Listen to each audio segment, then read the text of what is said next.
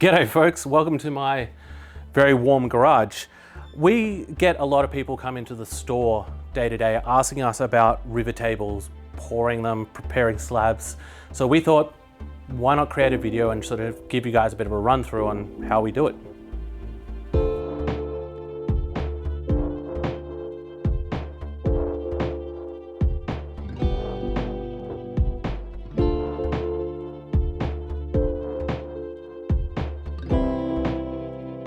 So just as a quick shout out to the Wood Project in Hastings, they supply these slabs already sanded to 60 grit and dry, kiln dried. If you need any advice or want to look at the slabs that the Timber Project have for sale at the moment, there'll be a link for them in the doobly-doo below. Check them out, they're a really good company to work with.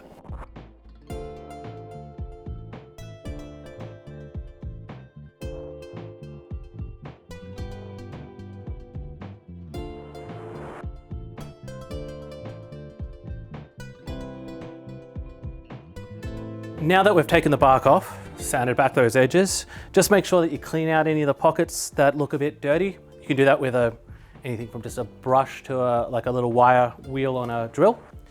Now we're going to cut this. The thing with cutting a slab is you can do it multiple ways. You can use a track saw, you can use a table saw, which is what I would normally do, but my table saw has gone missing. So I'm going to use my circular saw and a straight edge. Really simple. I just put a piece of foam underneath so I don't cut through into my table. If you cut through the middle of the timber, you'll have equal parts timber with the river up the middle. I'm going to actually offset it a little bit, so that way it's a little bit off center and it's a bit more interesting. I've built a mold. This is MDF with a layer of, I want to say it's like a lino over the top or something.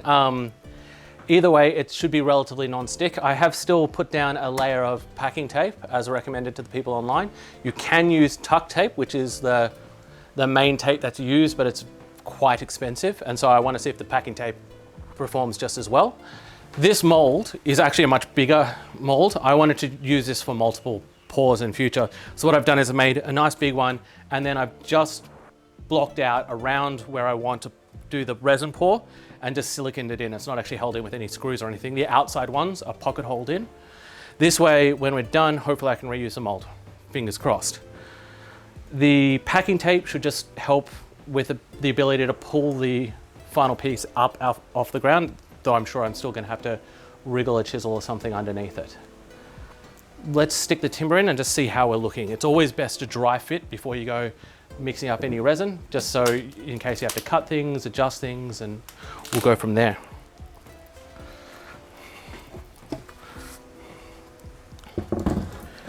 Now, as I said before, I didn't cut directly through the middle because I didn't want the resin river to be in the middle of the table. I've actually cut it almost like a quarter, resin for a quarter, and then 2/4 for the rest of timber. And I think that looks like it's going to make quite a nice table. Next step is mixing the resin and pouring it in this 1000-degree workshop.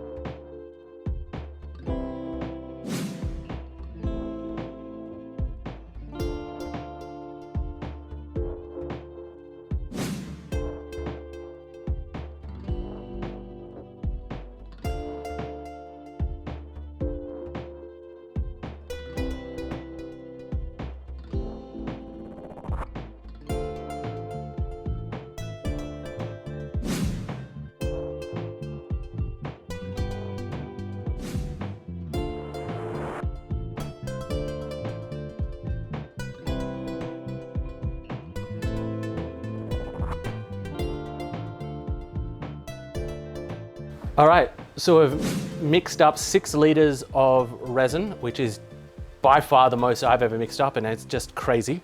And we're gonna pour it very quickly because it will start cooking very soon. Now, in case this mold breaks its banks, there's a chance that with some of these molds that, you know, maybe the silicone didn't seal. I do have some CA glue, or super glue for regular people, and activator. This will allow me to quickly put it in and fill the hole and seal it up in case we have a leak, because you're not going to be able to get on top of it with silicone or something. All right, wish me luck. This is an awful lot of resin.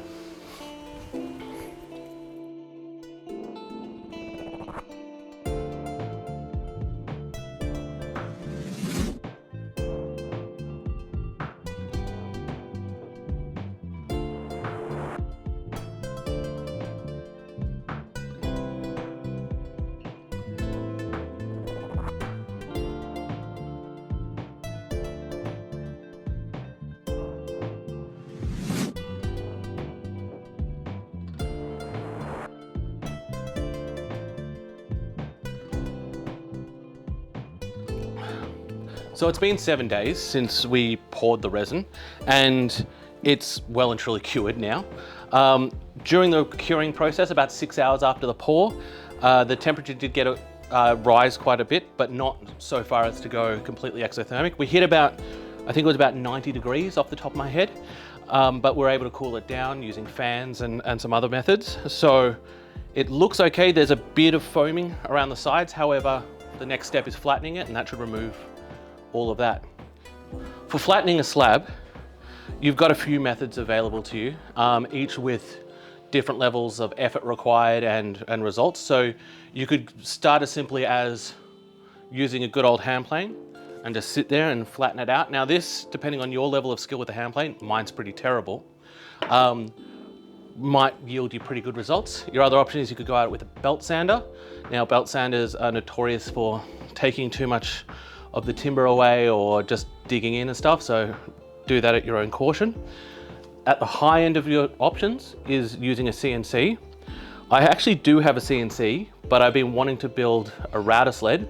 So now a router sled is basically 2 rails and a sled that just keeps a router sort of on a track, and you're just basically moving a router up and down across a bit, up and down across a bit, up and down across a bit, and it basically holds the router at a certain height so everything levels off for you. For those who want to do a router sled, they're becoming very popular now. What you're going to need is a 1/2 inch router, a big flattening bit. Now we sell these at TimberCon, and these are great. They will just chew through whatever you put them to. And a collet extension, which we also sell. This just allows the bit to travel further than the router's going to plunge as standard. If you'd like to know more about router sleds, Patrick Holcomb has done a video on how to build one and how they work, and it's a very popular video. I use it for inspiration for the type of router sled I built. My job now is to take this out of the mold and see what we're looking at underneath. It's always a bit of a mystery to see how the bottom comes out, so I'm kind of interested, and I'm going to do that now.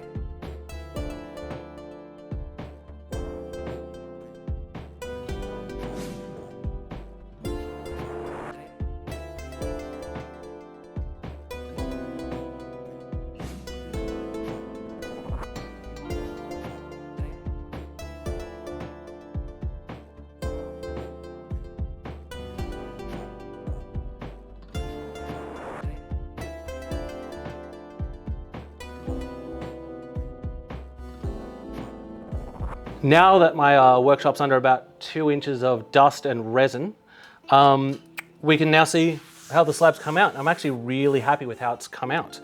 You'll see some lines left from the router sled. It's pretty common from homemade router sleds. It's just due to the tramming, or at least the CNCs call it, the tramming of the cutter head. These will sand out. They're not even a millimeter deep. So with this, I guess, final slab, we do have some tiny holes and stuff in the resin that's caused by bubbles. Very few, all in all. Mostly around stuff like the knots. Quite often your resin won't sink all the way into a knot, so when you flatten out the slab, you basically cut into the pocket of air.